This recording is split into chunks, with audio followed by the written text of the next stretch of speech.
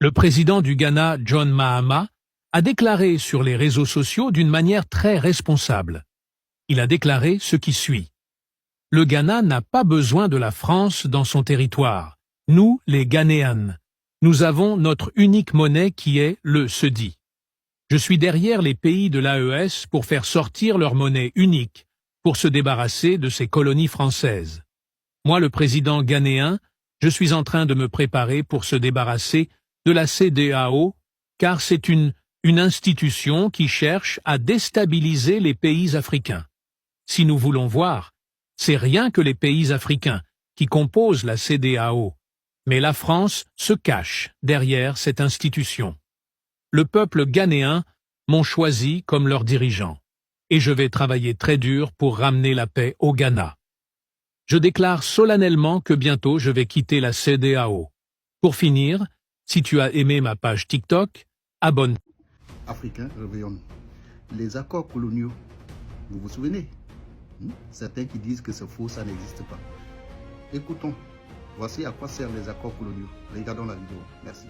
Mais tout à l'heure aussi, au cours de l'intervention du président béninois, on a entendu dire qu'ils étaient prêts, qu'ils avaient les moyens pour acheter du matériel, mais qu'ils étaient plutôt bloqués. Qu'est-ce qui bloque en réalité? Voilà les accords coloniaux. Le Bénin veut acheter des armes, mais vu qu'ils sont obligés de passer par la France, et ça bloque. C'est pour ça que le journaliste a posé la question à M. Macron. On écoute sa réponse. Ce qui bloque, c'est que, de manière très simple, le Bénin veut acheter des équipements. Nous avons mis en contact, ce n'est pas l'armée française qui vend ces équipements. Et il n'y a pas une tradition de fonction d'achat d'équipements militaires dans les armées béninoises. Et c'est pas... Donc nos militaires se parlent, ils ont pu définir un cahier des charges, mais après il y a une volonté que je salue, qui est de ne pas passer par des intermédiaires.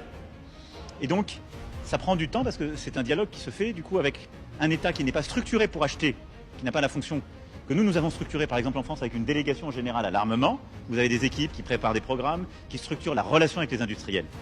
Et donc c'est pourquoi nous avons acté, pour vous répondre très précisément, deux choses. La première, c'est qu'à court terme, nous allons livrer ces matériels et en quelque sorte on va, si je puis m'exprimer ainsi, le faire comme si on achetait pour nous. Et donc on va regarder en fonction des besoins et ça va se faire d'armée à armée pour répondre aux besoins de très court terme. Et nous avons acté d'une coopération technique pour aider le Bénin à structurer l'équivalent d'une délégation générale à l'armement qui permet d'acheter justement, voire de penser ou de coproduire des programmes d'armement en lien avec les industriels et en structurant ce dialogue. Voilà. Monsieur Ibé avait dit, tant que les accords coloniaux ne sont pas dénoncés, aucun pays n'est libre. Voilà un exemple concret. Regardez la stupidité de nos États. Pour acheter des armes, il faut que la France achète à son nom, c'est-à-dire la France achète pour elle, et puis revend au Bénin. Mais on est où là? On dirait des enfants. C'est comme si ton enfant a 16 ans, il pourrait acheter une voiture, toi tu l'achètes à sa place pour lui donner et pour qu'il te rembourse. Mais on est... Après on dit qu'on est indépendant, on est souverain. Il y a quelque chose qui ne va pas là. Ceux qui sont encore colonisés dans leur tête là, restez là-bas. Nous on avance avec l'AES. À bon entendeur, salut. Le colonisateur est arrivé, il a nommé des agents, ses propres agents administratifs pour diriger sa colonie. Il a nommé donc des chefs qu'il a appelés des chefs cantons, des chefs de canton et autres, dans tout le Bénin, le territoire du Bénin, ce qu'on appelait Dahomey à l'époque. Et puis, ces chefs cantons devraient rendre directement compte aux colonisateurs, aux gouverneurs. Et quelles sont les attributions? 3 essentiellement. 1. Prendre des impôts de gré ou de force aux populations qui sont dans leur juridiction. 2. Recruter de gré ou de force des populations pour les travaux forcés. 3. Recruter de gré ou de force des jeunes gens valides pour les enrôler dans l'armée, pour faire la guerre aux côtés de la France pour défendre. Nous n'avons forcé personne à prendre son indépendance. Si vous décidez de rester dans votre situation, Mais ne prenez pas vos pays pour en faire des bases arrêts parce que ce sont vos populations qui vont en souffrir après. Et ce n'est pas une bonne politique. Nous le disons par expérience et je le répète toujours. Le Burkina a été une base arrière pour déstabiliser certains pays. Et ce n'est pas bien. Le Burkina a été une base arrière à un moment donné pour les terroristes ici. Voilà le prix que nous payons. Donc, pour prévenir les peuples de ces pays dont je parle, doivent parler à leurs dirigeants et qu'ils arrêtent cette politique parce que ça ne les arrange pas du tout. Et vous avez dû entendre ces derniers jours certains généraux ailleurs qui ont fait comprendre que s'il faille qu'ils viennent avec leurs armées nous recoloniser, il faut qu'ils viennent. Eh bien, préparez-vous à la guerre de haute intensité. Soit ils viendront eux-mêmes, soit ils passeront par leurs valets locaux qui sont ici pour essayer de troubler notre quiétude. Donc quiconque, je dis bien quiconque, que ce soit le terrorisme ou toute autre armée qui doit venir troubler notre quiétude, nous devons nous préparer à les accueillir sur de long terme et intensement. Voilà pourquoi je vous dis, préparez-vous à la guerre de haute intensité. Et nous allons suivre ces entraînements-là. Nous passerons à d'autres groupements pour intensifier les opérations et essayer de pacifier. Ce sont des États. Nous ne pouvons pas accepter que le Sahel devienne le théâtre de rivalités de puissances étrangères dont les affrontements ne font qu'aggraver la déstabilisation de la région. Ce thème de la présente session qui guide nos discussions nous invite à repenser nos responsabilités collectives et à nous assurer que les principes fondamentaux des Nations Unies définis il y a... C'est lui qui est là, le capitaine Yabré, aujourd'hui commando.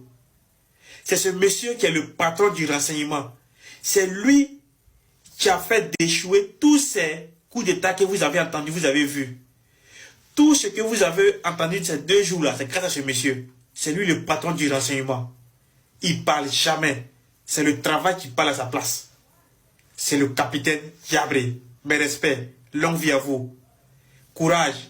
Que Dieu vous donne cette force.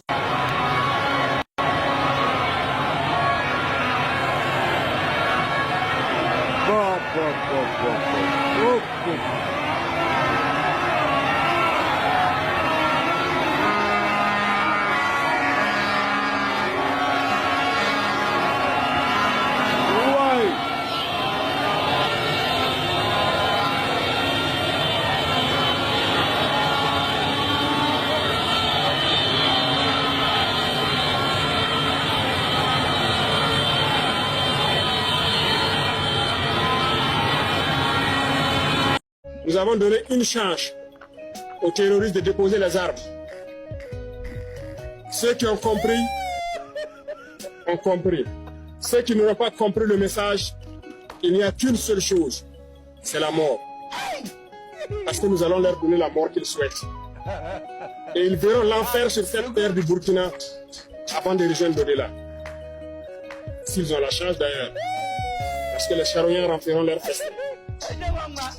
On est là pour ça. Nous allons faire cette guerre.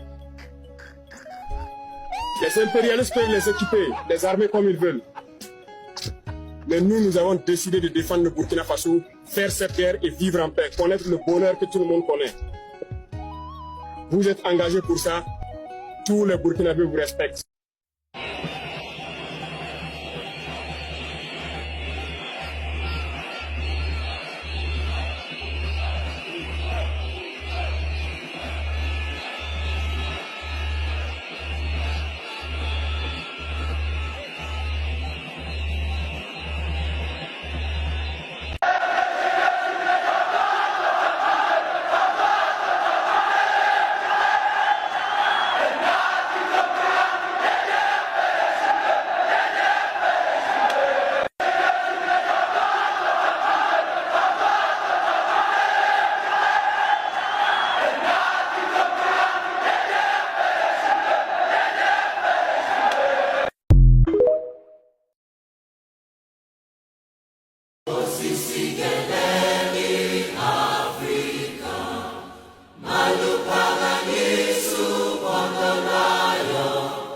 Iva imita